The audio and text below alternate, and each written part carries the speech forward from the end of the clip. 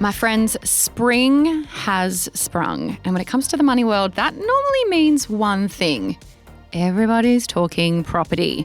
And on the show, I've actually never had a property expert come and give us a market update. So today, I got a special guest for you.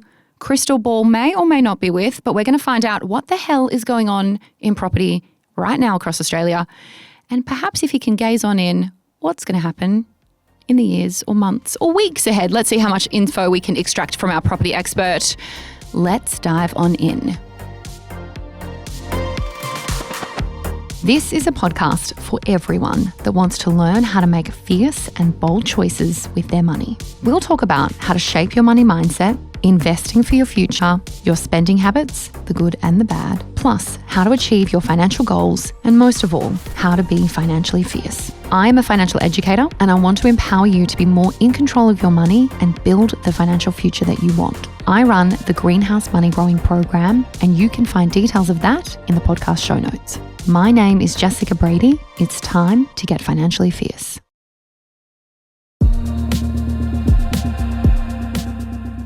Couldn't find a property expert, so you got me. No, oh God, you are our property expert. Have you come here under false pretenses? We have got John Pidgeon. Hello, welcome. Hello, Jess. Thanks for having me.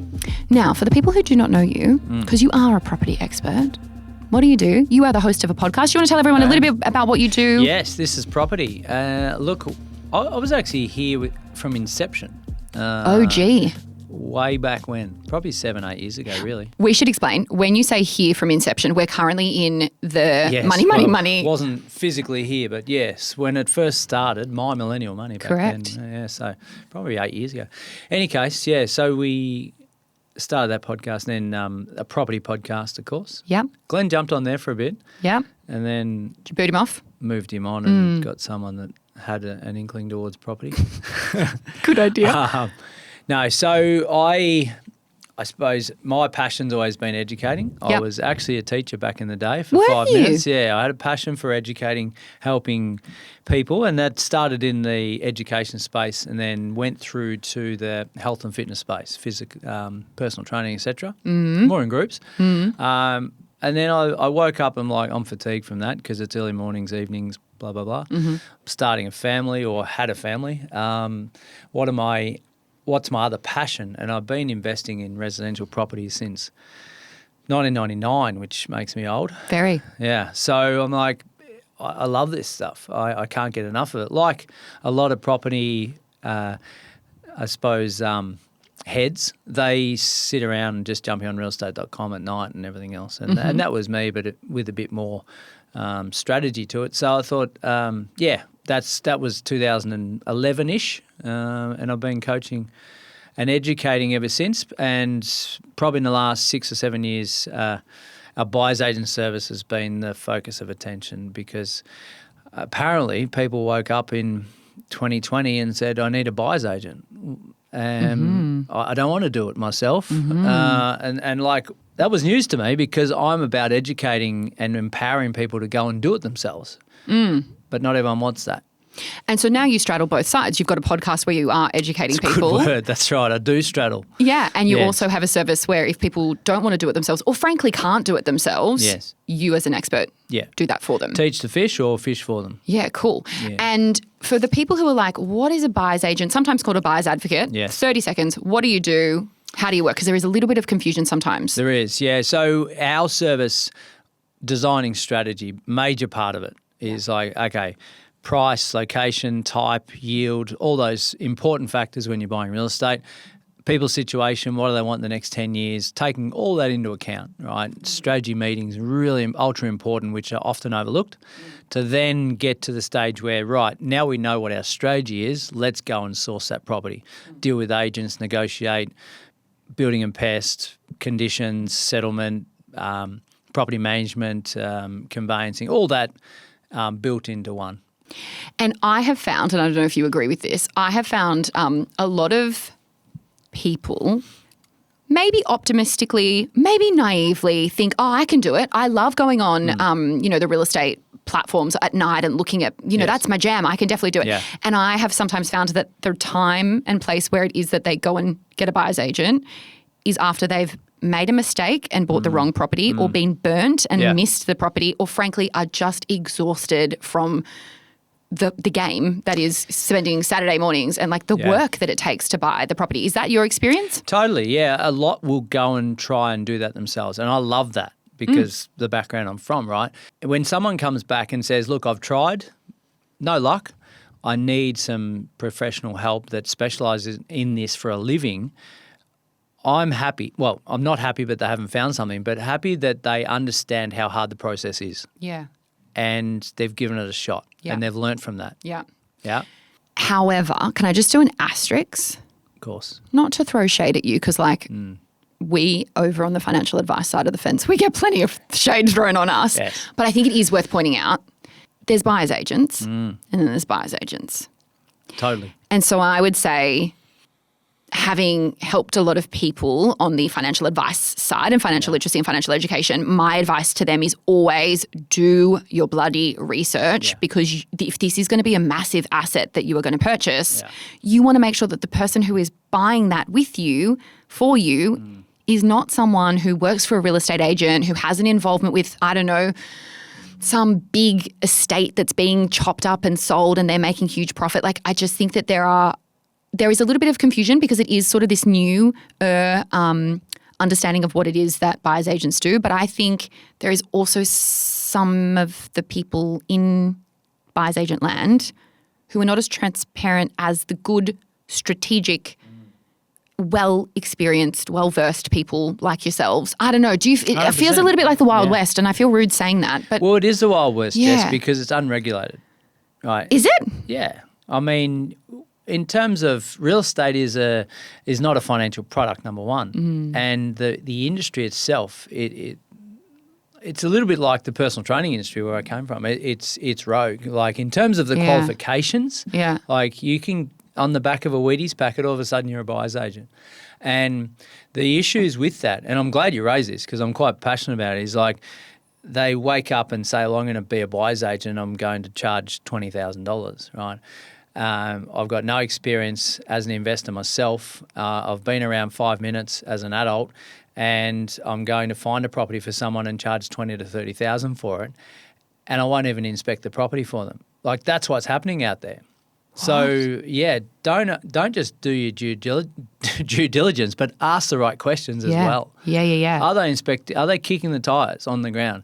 Are you creating a strategy for me? Oh, by the way, are you an investor yourself? Yeah. How long have you been doing this? Yeah. It should be done in any industry, but more importantly, the real estate industry.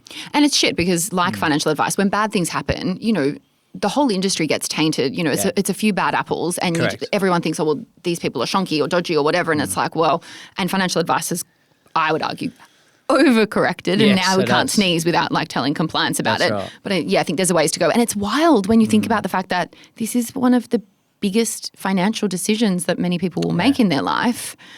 You pay an expert, you kind of want to know that they got you. Anyway, you've got us. And that's not really why we're here today because we want to talk – well, it is because we want to talk about property more broadly. Yeah. But I think that's an important point because sometimes there is still that confusion and like, oh, if they are going to charge me 20 or 30 grand, shall I just go and do it myself? And I'm like, yeah, but are you going to? Is it going to take you so long that the market has moved so much? Are you going to miss off-market stuff? Are you going to buy the wrong one? Are you going to be able to negotiate like they can? Like I think it's about understanding the value. Having used a buyer's agent myself to buy property and not buy property actually a good one is worth their weight in gold. Absolutely, yeah. So knowledge, time and confidence are the three that we just want to understand that we've got. And if we haven't got one of those, then we might need to outsource. And you talk about off-market there. Not all off-markets are equal either. Like, again, we're seeing buyer's agents pay way overs for off-market properties, saying to their client, well, I got an off-market property for you. Well, you did, but you paid too much for it. Now, the client may not even know that, and they'll wake up 5 years later saying, hang on a minute, I thought we got a good deal there. Hindsight is a stressful thing when it comes to making property decisions. All right, did you bring your crystal ball with you today? It's always on me. Can I borrow it every now and then? I'd be so grateful. I'm really conscious that the property story, particularly in 2025, has been another interesting one. And I say interesting because again, talking about that straddling, like it really depends, I think, what side of the fence you're on. If you've got property, you're probably pretty happy broadly with how the property market has gone in 2025. Yes. We've seen interest rate cuts, all those things. But also, if you're on the other side of the fence and you're like, shit, I'm saving my bum off and I'm just watching this thing race ahead of me, it is deflating and frustrating. However, the week that we are recording this, Albo and his team must have been busy last weekend because out of nowhere, it appears, he just decided on the Monday, we're going to bring something forward. Yes. Never have I ever heard them bring anything forward, to be honest. No. I'm used to being like, sorry, this is going to be delayed and pushed back like we saw in the aged care changes a couple of months ago. But no, he was like, actually, we're making all these changes to the first home guarantee, low deposit scheme, whatever it's called, starts in a couple of weeks. So given that he's basically adding fuel to an already ablaze fire, as spring season is here, what do you think this is going to do to the property market? Yeah, well, you mentioned it's ablazed. It's and there's not enough firefighters. So I even forgot about spring. Right? Did you? That's how bad it is at the moment. I think. I think, and we've been saying it on our property show for quite some time. We've got a catastrophic situation where we've got over demand and under supply. Yeah.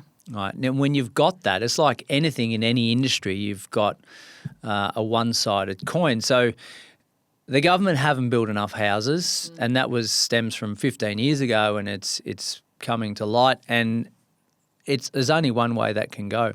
So the first homeowner is the introduction of it, and then bringing it forward is an ignition into that fire, because it's simply saying, especially when there's no price cap really, you can say, like, I can go and buy something in Sydney for 1.5. I put down a 5% deposit. So if I can lend 1.4 and service that okay, and that's another issue, but I can go and buy something and live in it. And now I've got my security, my roof over my head, right? But when you've got unlimited amounts of people doing that, because there's no number, there's no cap on how many can actually take advantage of this. And as long as you're a first home buyer and haven't bought a property in 10 years, you can go and do this. It opens the floodgates. It's funny because I whinged about there only being 35,000 places previously, but to go from 35 to uncapped, kind of, I want to say overnight, which is a bit dramatic, but kind of is quite a big step. And what I am thinking as the non-property expert on the table today is this does two things. This puts demand for investors to buy ahead of that 1 October deadline, because they're like, well, we don't want to be competing with goodness knows how many additional first home buyers, or maybe even first home buyers that have a bigger deposit or don't need to use that scheme. It kind of creates a storm in a teacup until that 1 October sort of floodgate opens, and then you're going to have more people. Like, it's such a double-edged sword, because on one hand I'm like, well, it is going to potentially reduce the amount of time that they have to rent, and there are real pressures to try to outsave a market that grows by like $4,000 on average every month or some insane amount. But then I just think, well, it all kind of gets undone if then you've got multiple people pushing that price so far up that it outweighs the cost benefit. Yeah, look, you're right. There's three narratives really. There's the homeowner that's already in. They're happy, right? They are just high-fiving. There's the first home buyer that says, well, it was going to be January, but now it's October. Better get my skates on, get a pre-approval, so I'm ready to hit the ground running. And then there's the investor, which we probably spend majority of our time with, that's saying, hang on a minute, this is happening before my eyes. I'm already in search mode. I'm actually going to buy quicker than I intended, or was thinking about buying in October, November. Now I've got to buy in September, right? Now, I don't think from our story to them is, well, you don't just rush a process like this if you're not ready. And that's the critical part of it is, if you're going to buy property and you've got a strategy in order, then yes, go and do it. And you might do it 1 or 2 months sooner than what you originally planned. But when you wake up in 10 years, did it make a difference from buying in October to February? Mildly. And a shit property is still a shit property, right? Correct. And so the pace of like, shit, we've got to get in, doesn't mean that you buy the first property that you see because it's a sure thing that it's going to go up, because you and I know that for every one good story, there are also other people who bought an asset that underperformed or had all these issues that they thought was a sure. No one buys a property thinking it's going to be a terrible dud asset. No. But surprises happen. Yeah, well, and they buy without thinking too much. And this is the risk come October is there's FOMO and emotion playing a major part from an investor angle, but also from a first homeowner angle. It's like, I want to live in my blue chip suburb. Now I can afford it because I've got my deposit ready. Now I'm going to just go and buy anything, as you said, like whether it be a 1-bedroom unit or studio through to 3-bedroom house in regional centres. Like, it's not just everything will go up. So your crystal ball, how good is it? Like, what's your prediction? When we wake up in 12 months or 6 months, what's happened? Sure. Well, prices are increasing anyway. Yeah. In good centres. Now, there might be areas of the market that have plateaued a little, like the high end might have plateaued a little, and there's certain asset types that have not performed. So they might continue to do their thing normally, but generally speaking, when we're getting 30 and 40 people at open homes on good property, there's only one way that can go. It's just every area hits a ceiling to say, well, that's now unaffordable for the average person in that area based on their household income and the affordability test. So there will come a time where that caps out until wage growth catches up. How far that goes in the meantime, like, I wouldn't be surprised if you're getting 5 to 10% before the end of the year. The end of this calendar year. We're recording this at the very, very arse end of August. Yeah, so this is released in, September? Yeah. We're seeing that before our eyes. So that's why I'm saying I forgot about spring, because enter spring where everyone says this is the best time to buy and sell property because the sun's shining and everything else. I think that came from Melbourne and Canberra, by the way, because it's normally gloomy through winter down there. In this case, spring's irrelevant. Like, it's just happening before our eyes. Doesn't matter whether it's July or Christmas Day. Oh, my God. Okay. And look, we hold space for the fact that there are some people going to be listening to this feeling elated because they got property, like you said, and also feeling really disheartened. And we were talking about this ceiling that you mentioned. And I think, there's such a focus on getting in, but then maintaining that and having some sort of, I don't know, God forbid, quality of life where you're not eating beans and rice for 30 years and my idea of hell would be having to camp. Good protein, though. Good protein. Yeah. Camp as holidays from here on in. Like, there's such a drive to get in, and I get it. But also when you get in, you want to make sure you can stay in as well. Yeah. All right, I got lots of questions for you. So let's keep going because otherwise you and I could just talk about this for a long, long time. Let's pretend we are this person that is watching this from the sidelines. So I'm going to ask you to assume the role, if you wouldn't mind, of a first home buyer. Mm-hmm. Let's say your budget's $750. Yes. What are you buying? Where are you buying it? Ooh. Why are you buying that? Or if it's easier, what are you definitely not buying? Jeez. I sent these to you. Like a clarity call I did. You've been warned. I sent you these. So you're first home buyer. You got a $750,000 budget. Are you buying to live in? Are you buying as an investment? Where are you going to buy it? Why are you buying it? So I don't necessarily have to take the first homeowner. I don't have to take that, or I can if I want. No, it's your decision. You can do whatever the hell you want. I can do what I want. Yeah. Okay. So I think it's a pretty good option to take the first homeowner. Like when you can, let's take New South. Yep. I can get no stamp duty if I buy under $800,000. So you'd be under that, yep. So that's a tick. I might have done first home super saver, so I might have 10 grand tucked away there. Yep. And I've got my 5%, and then the government covers the LMI component, and I can handle a 700 or 680K mortgage. Mm-hmm, mm-hmm. Yeah. So I'm trying to tick that first. I'm saying, can I buy in an area that I'm prepared to live in for the next 5 years? Because I've got to live in it until the loan-to-value ratio gets up to 80%. Right. Now, how people track that, don't know, but technology is a wonderful thing. And we should pause. That is not for the stamp duty. No. It is for that low deposit. 5% yes. LMI waiver, yeah. Okay. So something that is a big, longer lead time to think about. Yeah. So, and why I say 5 years is it may take that time to get back up to that 80%, or it could take 5 months, right? But you definitely got to be there minimum 12 months for the stamp duty anyway. Okay. So I'm scratching that itch if the shoe fits. Mm-hmm. So if I can find something $750 in an area that I'm okay to live in for the next 5 years. Okay, well, you've picked New South Wales, which I feel like might have been your Achilles heel because I feel like properties here are quite expensive. Can you buy anything? Are you buying a house? Are you buying an apartment for You're not $750? buying much in Sydney for $750. It's a one-bedroom unit. And here lies the issue.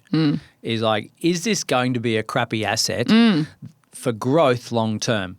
Now, this brief can expand many different ways because what's my personality? Am I cared about wealth creation? Do I just want security, roof over my head? Am I single? Am I going to have kids? Have I got a husband or a partner or a girlfriend or whatever it might be? So I've got to think about all those things. And this is the key criteria in all this is when I wake up in 10 years, where do I want to be? Am I buying this just for the first homeowner or am I buying to get into the market because everyone else is doing that?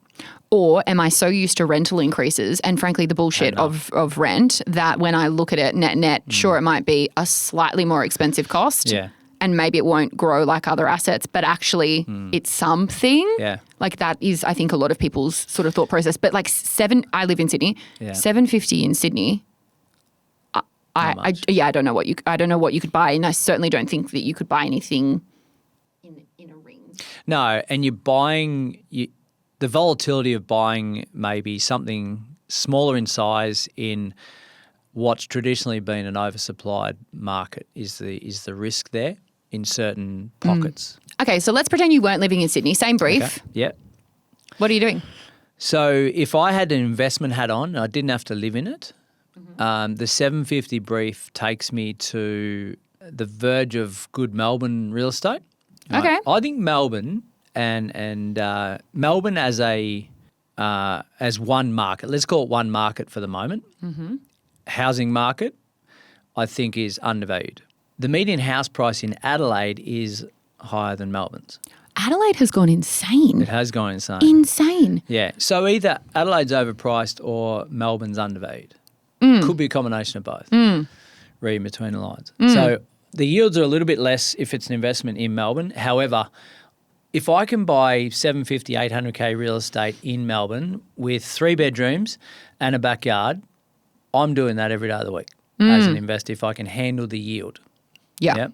Now, the problem is the yield, being able to understand that cash flow. Do you want to explain what a yield is in case people don't know? Yeah. So yield is cash flow essentially. Just think cash. How much does it cost me to hold that property versus the incomings of rental income, right? So, and you can do a calculation if you've got a calculator in front of you. Rent per week times by 52 divided by your purchase price times by 100 gives you the percentage gross rental yield. The average Australian household is 2.5 or 6 or something like that. Yield? No, people. Oh, people. Sorry. Moving on from yield. Okay, sorry, we've changed tracks. Keep going. Yes, okay. Right. So my logical brain says I want to buy an asset as an investor that's 3 bedrooms. Because the average household, half a person, that half can share a room with the other half. Yeah. And we work from home more. Yeah. We may have friends and family, and a lot of us have come from overseas, so our parents or family might want to come over and stay sometime. So I want 3 bedrooms, and we're probably, if that's the case, we probably want a backyard. Right. So that's the focus if I'm an investor with 750. It's a cheeky question, but I'm grateful that you answered it. Okay, when we come back from the break, I want to talk about regional areas versus capital city growth and yields and some of the trends that we're seeing. And I want to talk a little bit about, I've got more crystal ball questions to throw your way. So everyone strap yourself in. John is in for some good crystal ball style deep into, what is going to happen in the future and what would you do and what would you tell our community to think about if they are going to try to get on the ladder or buy another property in the future. If you're after personal financial advice, don't get it from a podcast. If you would like help based on your own personal situation, head over to moneypodcast.com.au, click Get Help, and we'd be happy to introduce you to one of our trusted professionals. Our panel of vetted financial advisors and mortgage brokers work with people all over Australia so they can connect with you wherever you are. That's moneypodcast.com.au and click Get Help.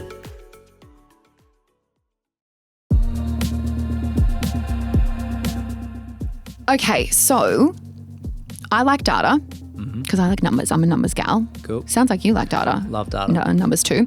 So totality who used to be called CoreLogic and now just Yes. trying to screw with us because now they call themselves something different. So Yeah. if you see Cotality, it is my understanding that they used to be called CoreLogic. The week that we are recording this episode, some fascinating data. I mean, I love getting data from them. I get data from them every bloody week, but I love looking at it. Some data came out that I wanted to tell you about and get your thoughts on because I thought it was an interesting story. Now, years and years ago, perhaps incorrectly, I always had the assumption that if you were looking for growth, capital cities is where it's at. But if you're looking for more income or that yield play that you were talking about before, you're probably going to get that more from a regional area. This is a very broad brushstroke thing. And fair. It's not the story anymore, John. The world's flipped. Yeah. So this data that came out the week that we're recording the podcast from Cotality said that over the last 9 months, regional areas in Australia have been dominating. I love that they use words that are like, like we're at war with each other. In the last month, what we have seen is that capital city values have slightly outperformed the regional areas, but we're talking to the tune of 0.1%, right? Yes. Capital cities did 1.8 headline. over the quarter versus 1.7 for the regions. So like you're sniffing, you miss it, you blink and you miss it. Like they're very, very similar. Yeah. But if you go deeper and you look at the rent and the yields, the story becomes quite different. And, I think about this for the people who are living in capital cities feeling constantly priced out, thinking, well, I don't want to go regional because I'm not going to get good value for money. It's like, well, 1.8 versus 1.7 over the last quarter is Negligible. by the by. And the yield story is interesting. So capital cities are 3%, or this time they call it metro areas, 3%. Regional rents up 5.6% annually. Nearly double. Yep. So has it changed? Is this just a weird correction? Is this still the aftermath of tree changes, sea changes from COVID? Is it because more people are downsizing and retiring? Like, what's going on? Please, with your crystal ball. First of all, with that data, it's high level, extremely high level. Totally. We're looking at national. Combine cities Yes. together. You're like, well, what is that? Yes. And combine regional, same thing. So you've got to look at, in isolation, what's happening in a particular region for a asset type, I think. But let's go there for the minute. Well, it all comes back to affordability. It's like, well, if a nurse in Sydney versus a nurse in Orange or Mudgee or wherever, same income, very similar, right? Teacher, same. Like a lot of our incomes are very similar. Now, we do go to the cities to get the high exec roles and everything else. I get that. But essentially, the affordability in regional centres is unbelievable. To say, well, okay, I go and look at this property on the weekend and it's $530,000 and I'm on $140,000 as a teacher, for example, right? I can afford that repayment. And there's 20 other people there that can all do the same thing. That $540K property, guess what? It's now $580 because we can all afford it. Try and do the same thing in Sydney and it's like, well, I'm out. Unless I've got second, third generation money, I'm out of there. Or an overseas investor or whatever it might be. Yep. So it doesn't surprise me. But I think all the stats aside, we're saying, well, the regional centres, and I'm from the country, right? So Where are you I've got from? a very soft spot for country. So regional Victoria, Okay. 3 hours northwest of Melbourne. And I've lived in 3 states in my 48-year-old existence. Sure. So I get a really good perspective on where I've invested but also where I've lived to understand different markets within markets. And you look at something and say, there's so many indicators when you're thinking about how am I going to make money in a particular area, if I'm thinking with my investor hat on, right? But the main thing is the owner-occupiers.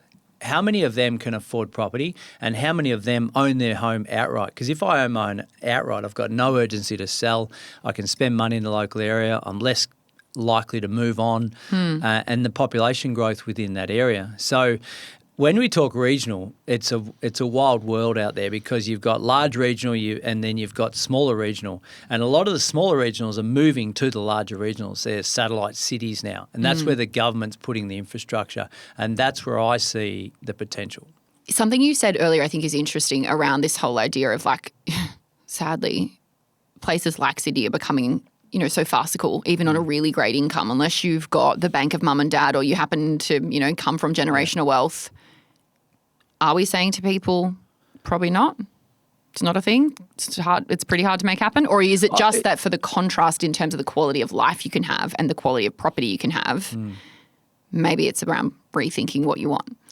There are many suburbs in Sydney, some in Melbourne, lesser extent probably Brisbane, and soon to be other capitals where the average person won't get in ever. Those that have got exposure into them now can continue to work that generational money.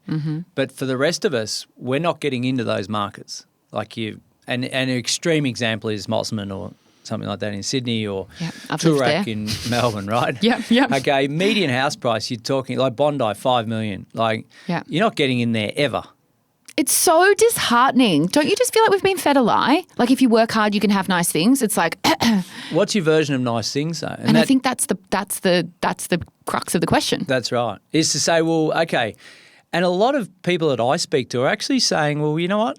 I don't want that $1.5 million mortgage because I look at those repayments and the amount of interest I'm paying and what percentage of my income goes to that. I'm like, I don't want that. I'm actually going to move to an area. I'm going to break the trend of what everyone else has done before me. And I'm going to go to a larger regional and get the same job, same pay, half the mortgage or even less. And actually, I'll have 2 holidays a year. My kids can go to the best schools they want. I can do everything I want and not be stressed out of my brain working 70 hours a week just to pay the mortgage. Do you know who I feel really sad for when we talk about these examples? Because obviously uprooting your life is a big deal, right? It's not like you just like tomorrow come home and be like, kids, pack the car, we're off. There's obviously, a big transition that needs to be thought through. But I feel really sorry for single parents or separated parents where they are stuck because, generally there's only a certain amount of kilometres you can move from one parent to another, which completely makes sense because the poor child doesn't want to be, carted around hundreds of kilometres a week. But I think, God, that's a really stressful, that must be so awful. Or maybe you've got a parent that you need to care for that is based in a particular area that is stubborn and won't move, or is that my only family? Is that only my family that has that? But, reasons why you cannot, for things outside of your control, move, and you're kind of stuck with this market where you think, shit, I've got 14 years until this child is 18 and I've got to, that's something that I don't think gets talked about enough because that would be awful. Absolutely. And stressful enough in the environment you're in, let alone how do I have a roof over my head and be at the mercy of rents that are continually increasing. Absolutely. Yeah. So you to the 20-something-year-olds listening to this, we're saying, okay, if we get, and I dare say, multiple assets, it gives ourselves some choice in the event, right? So we look at what's the worst that can happen in any case. So we say, okay, we have a family and we unfortunately divorce. We've got 2 assets. We can play around with some funds to maybe sell both of them, and we've both got a bite at the cherry to go and buy something that we like, even if it's a smaller. Yeah, there's no one size fits all, but I think the property market in the next 12 months, property markets I should say, generally speaking, for good assets that we spoke about, it's only going one way. Yeah. And I think, to that point, if you've told yourself, I feel like also there's a bit of snobbery. I mean, I live in Sydney and we appear to be the worst at it. Soz, and if you're in Sydney and you disagree, soz. But it's almost like, regional. Yeah, you wouldn't even know where regional is. Yeah. I'm like, go and see them. When you were saying orange and Mudgee, I'm like, I bloody love orange. I bloody love Mudgee. Like, I feel like there's also just this belief that you can't buy something that's going to, if even through an investor lens, like, why would you go outside of a capital city? But I feel like you're right. There are stories within the stories and there's data within the data. But I think if you've had that mindset, it's time to let go of that. And it's time to remember that Australia is a really bloody big place. And huge. Yes, we think markets are going to go up. But there's lots and lots of different places that you could potentially look at. Yeah, and I was speaking to someone from Wagga, right? It was that good they named it twice. They did. It's like, okay, if I buy in the worst suburb in Wagga, right? I'm still 6 minutes from the CBD on a daily basis bad day. on a commute. And I can get in for 550,000, right? Yeah. I've got an airport, I've got a university, good quality education, quality healthcare. That's most people worry about. Yeah.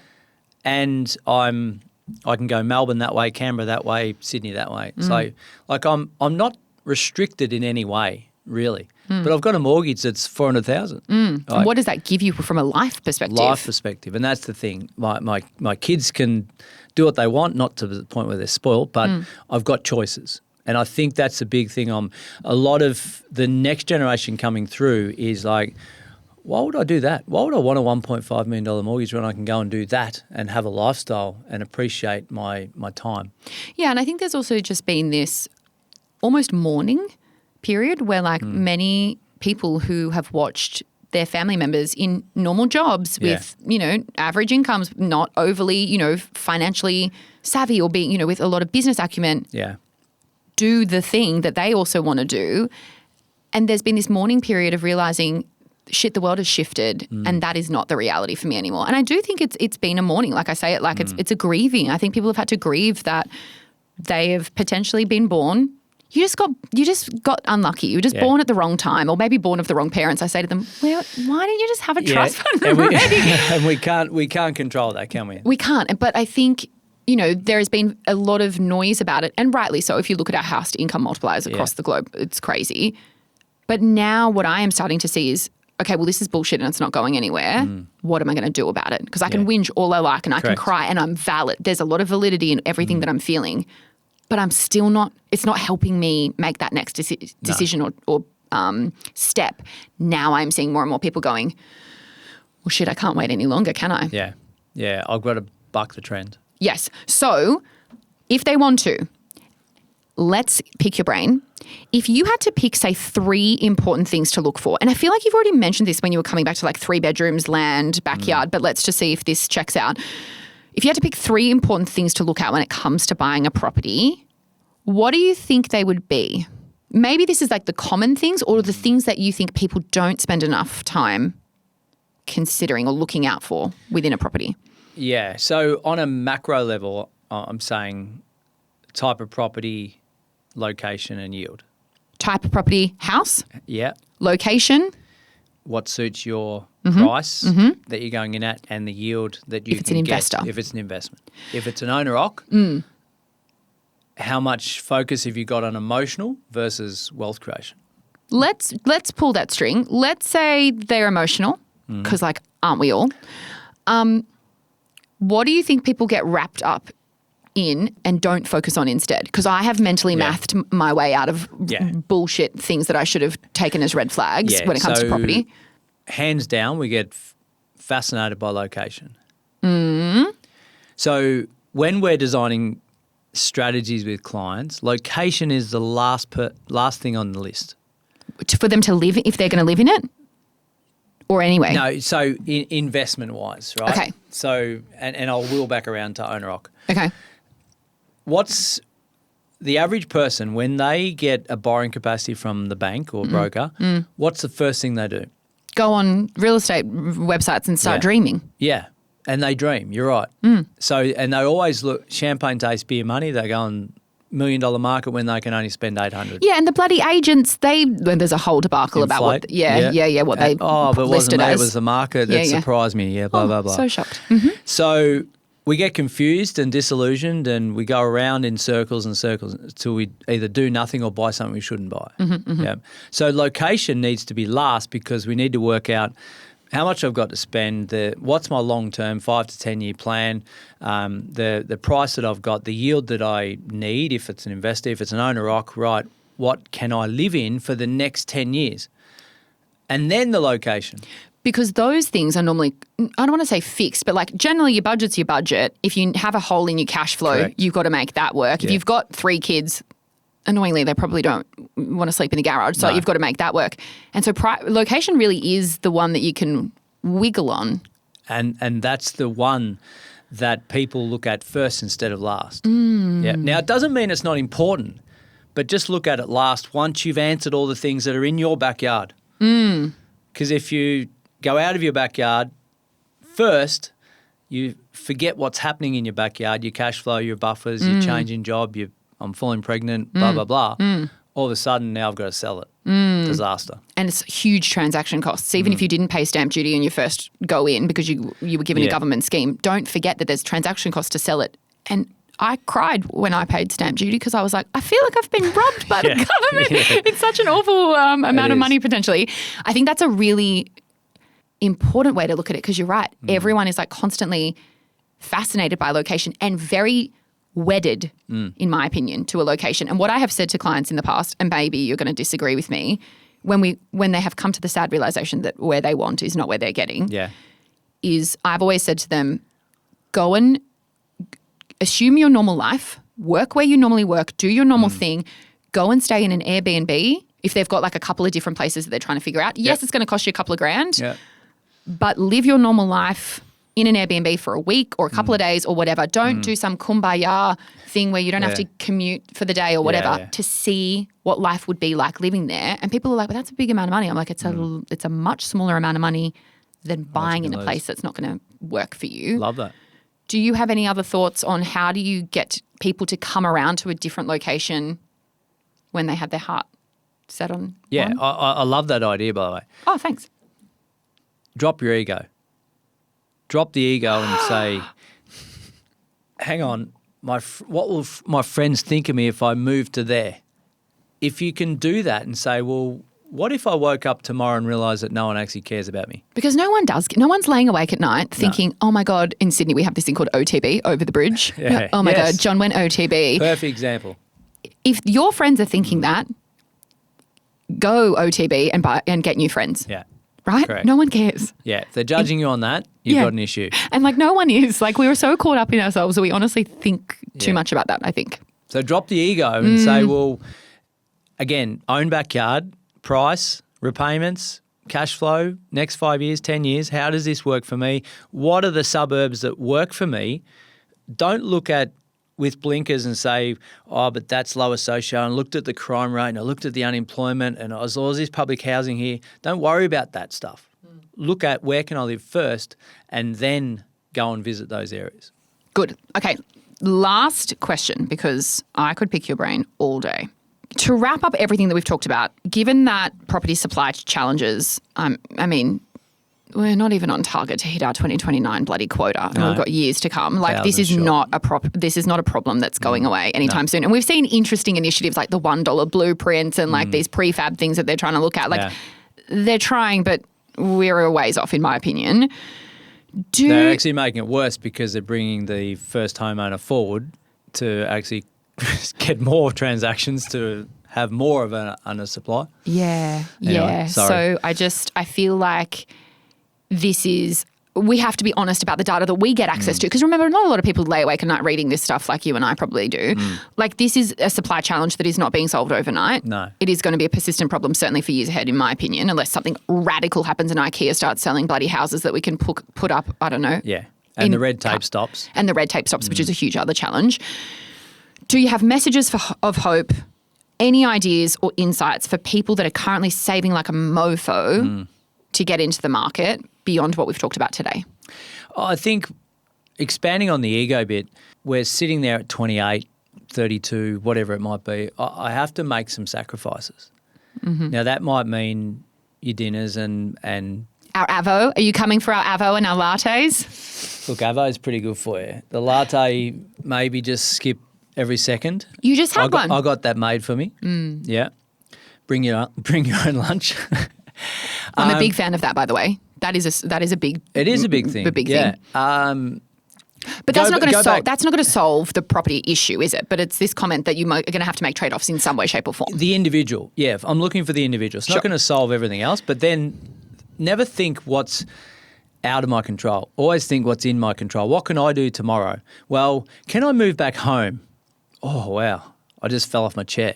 I literally just spent 2 weeks with my parents and the resounding answer is I love you, but probably not for mental health purposes. But it's a good question for people to ask themselves. So the want isn't big enough if you can't do that. Yeah. Like if you can physically do it, but you can't bring your own mind to do it, but you can save 50 grand a year instead of 20 grand, can I get into the market 2 years sooner?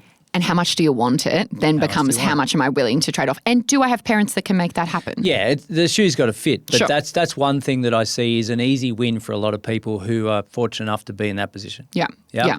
And the second one is, and we've spoken about, is like get out of the area and see where else I've got an opportunity to get home ownership that's going to set me up for the next play. Because people that live in their dream home, I don't know if there is a dream home to be honest, but they don't do it when they're 20. They don't do it when they're 30. They're more likely to be 50. It's not their first home. No. Yes. So you've got to go through the hard yards. So expect the highs and lows, expect some pain, expect to sacrifice on certain things if you want it. If you don't want it, keep doing what you're doing. You actually, I just had this like moment of, I don't know, it just physically affected me when you just said, just do something that you're in control with. Because I feel like for so many people, they have felt like they've been being tumbled around in the eye of the storm and going around in circles. And that, for me, that moment where it was like, well, do something that you can control and control those controllables. I think sometimes people need to hear that and to get out of their own head and to lose that ego and just go, well, what am I going to do? And what is my next step? And what are my options? Like taking charge and not waiting for the world to like deliver your dream home tomorrow on your doorstep is the reality. I think so. And like you mentioned about the single parent, like unfortunately, I think we should always be thinking what's the worst that can happen? Okay. Well, I get married. The worst that can happen is I divorce. Or you die. Well, That's bad. we don't have to afford a mortgage after that though. Sure, just have your child go somewhere good. Yes. So how am I preparing myself for that? We're not expecting it to happen, but the percentages say it can happen. Of course. So how am I going to prepare for that? It's about being realistic around the environment that we live in. Yeah. You know, not being farcical if nothing bad ever happens to anyone ever. That's right.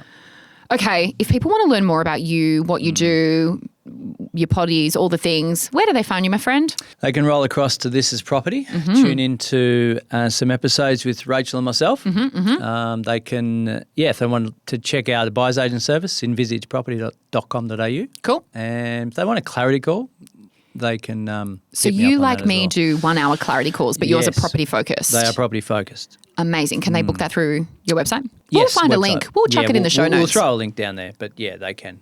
John, to you and your crystal ball, thank you for being here today. Thanks, Jess. Pleasure to be in your company Thank for the first you. time. For the first time in person. That's right. We've done podcasts before, never on Financially Fierce, but never in person. So this is fun. And to all of the beautiful community, good luck. I'd love to hear your lessons and insights on the property journey.